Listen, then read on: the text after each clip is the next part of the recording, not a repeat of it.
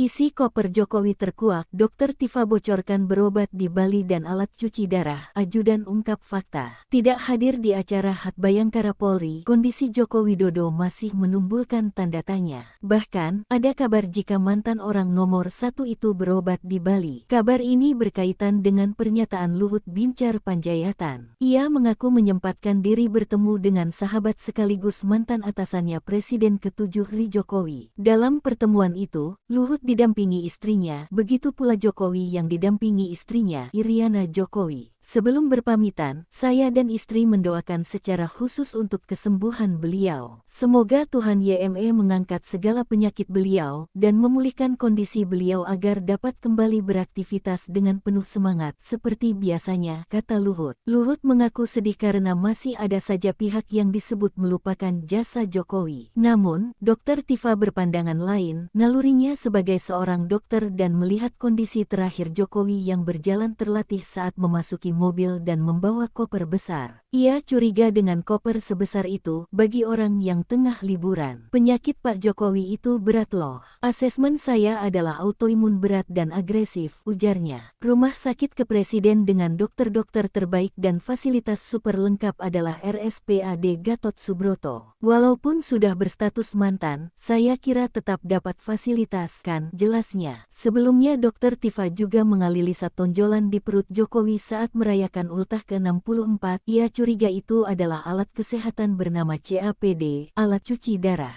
Kalau melihat dari tanda dan gejala yang sama-sama kita lihat praktis sejak bulan April tahun 2025 hingga sekarang, dan saya akses adalah penyakit autoimun agresif, maka dugaan saya alat itu adalah CAPD. Ini adalah asesmen dari seorang dokter atas pertanyaan para netizen, ungkap Dokter Tifa dalam postingannya di Twitter. Namun ajudan Jokowi mengatakan absennya Jokowi di perayaan Hari Bayangkara ke-79 karena tengah berlibur di Bali bareng keluarganya. Informasi juga dikatakan ajudannya Kompol Syarif Muhammad Fitriansyah.